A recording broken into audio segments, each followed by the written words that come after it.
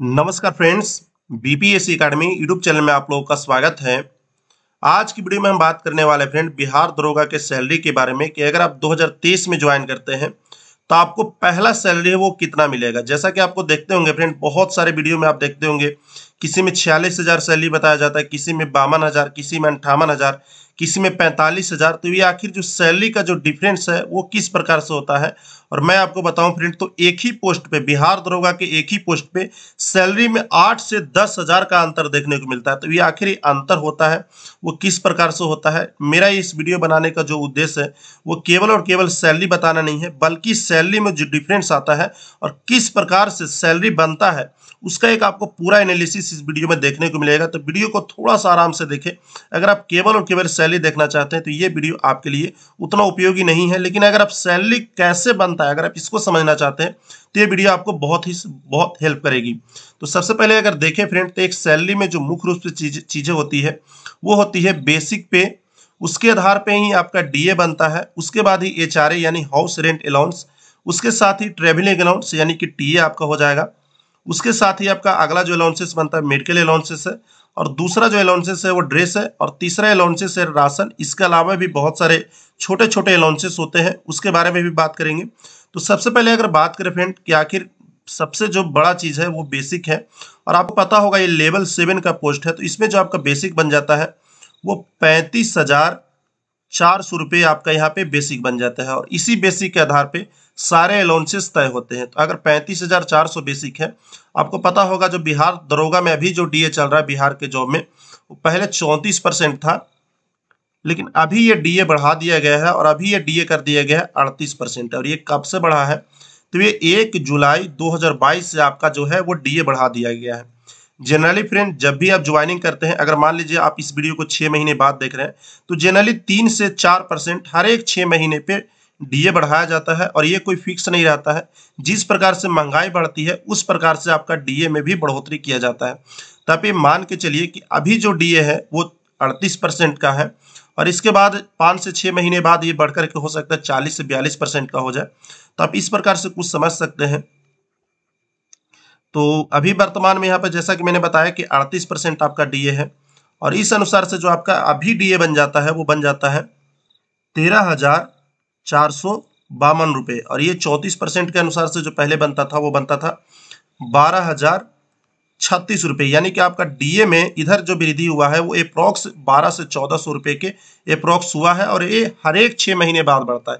जितने आप लेट से ज्वाइन करेंगे आपका सैलरी है वो 15 से 1600 रुपये आपको बढ़ा हुआ दिखाई पड़ेगा। तो अभी जो वर्तमान में डीए बन रहा है वो 13,452 रुपये आपका डीए बन जा रहा है। उसके बाद जो अगला अलाउंसेस आता है वो एचआरए आता है, और एचआरए में मुख्य रूप से देखा जाए तो ये इस पर डिपेंड करता है कि आप रह कहाँ रहे हैं। जनरली यहाँ पे 3 सिटी होते हैं। पहला तो एक सिटी होता है, दूसरा वाई सिटी होता है, और तीसरा जेड सिटी हो जाता है। एक सिटी में उन सिटी को शामिल किया गया है फ्रेंड जो बहुत ही छोटे होते हैं। अगर मान लीजिए आपकी जो पोस्टिंग है वो ऐसे जगह पे कर दी जाती है जो बिल्कुल गांव जैसा इलाका है, छोटा सा मार्केट है, तो वहां पे आपको एक्स कैटेगरी में रखा जाएगा, और यहाँ पे जो आपका एचआरए बनेगा वो 8% बनता है। इसके अलावा अगर वाई सिटी की बात करें तो वाई सिटी वैसे सिटी को कहा जाता है जो थोड़े से बड़े हैं, जैसे जितने भी जिला टाइप के जो एरिया होते हैं वो वाई सिटी के अंतर्गत आते हैं, और यहाँ पे जो आपका सैलरी का जो 16% है वो आपका एचआरए बन जाता है। जेड सिटी मुख्य रूप से देखा जाए तो बड़े बड़े जो नगर निगम टाइप के जो बहुत बड़े सिटी होते हैं, जैसे पटना सिटी हो गया, हालांकि बिहार में जेड सिटी बहुत ही कम है, तो यहाँ पे जो आपका एचआरए बन जाता है और वो 24% बन जाता है। इस अनुसार से अगर देखा जाए फ्रेंड, तो 8% के अप्रोक्स से अगर देखा जाए तो आपका जो एचआरए हो जाता है वो 2832 रुपये आपका एचआरए हो जाता है 8% के हिसाब से।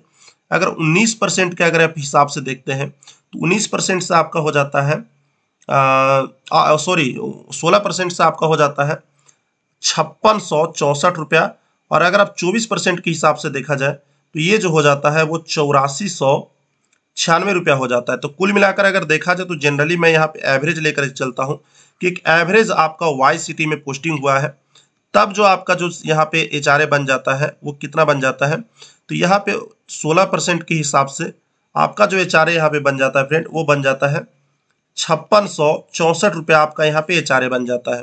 इसके अलावा जो अगला अलाउंसेस आता है वो ट्रैवलिंग अलाउंस आता है, और ये इसलिए दिया जाता है ताकि जब यहाँ से वहाँ जब आप ट्रैवलिंग करते हैं तो उसमें जो आपके खर्चे होते हैं उसको मेंटेन करने के लिए दिया जाता है। और यह जो होता है फ्रेंड वो होता है आपका अप्रोक्स अगर देखा जाए तो ये 2000 रुपये के अप्रोक्स होता है। 2000 रुपये के अप्रोक्स आपको टीए दिया जाता है।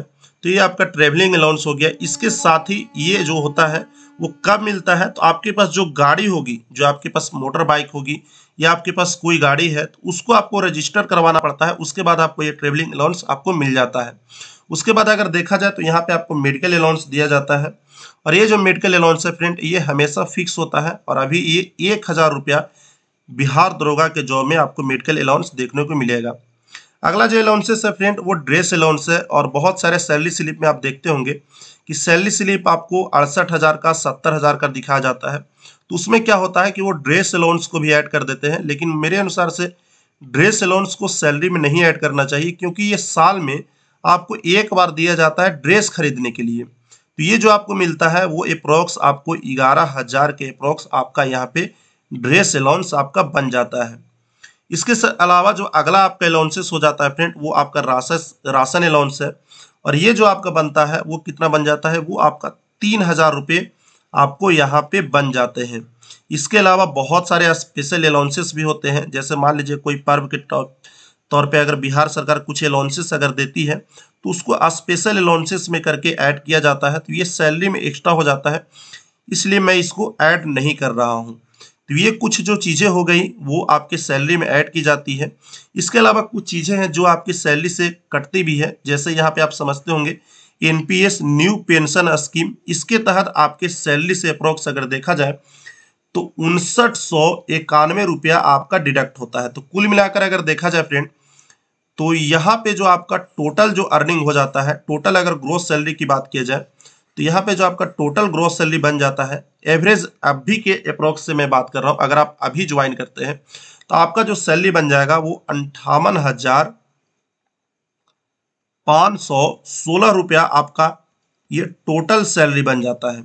ये टोटल आपका सैलरी बन जाता है। इसमें अगर आप 5911 रुपया को अगर आप घटा देते हैं तो आपका जो इन हैंड सैलरी है वो 52,605 रुपया बन जाता है। अगर आप इस वीडियो को कुछ महीने बाद देख रहे हैं और अगर आपकी 6 महीने बाद ज्वाइनिंग हो जाती है तो निश्चित तौर पे मान कर के चलिए कि यहाँ पे 40 से 42% आपको डीए देखने को मिलेगा। आपका सैलरी है वो अप्रोक्स 55K के अप्रोक्स यानी 55,000 के अप्रोक्स आपका पहुंच जाएगा। तो कुल मिलाकर अगर देखा जाए फ्रेंड तो एक दरोगा का जो इन हैंड सैलरी 2023 में बनेगा वो 52,000 से लेकर के 55,000 के अप्रोक्स बनेगा। अगर आप अभी ज्वाइन करते हैं तो आपका 52,000 रुपया, इसके बाद अगर आप 6 महीने बाद ज्वाइन करते हैं तो अप्रोक्स आपका 55,000 रुपये के अप्रोक्स आपका सैलरी बनता है। तो ये कुछ टर्म है जिस पे आपका सैलरी डिपेंड करता है। तो वीडियो आपका कैसा लगा? अगर आपको सैलरी से रिलेटेड अगर और कोई भी इन्फॉर्मेशन चाहिए तो आप कमेंट कर सकते हैं। इसी प्रकार के वीडियो के लिए आप हमारे चैनल को सब्सक्राइब कर लीजिए। आपको हेल्पफुल कंटेंट देना हम हमेशा जारी रखेंगे। तो बस आज के लिए इतना ही, मिलते हैं किसी और वीडियो में। टेक केयर, धन्यवाद, बेस्ट ऑफ लक।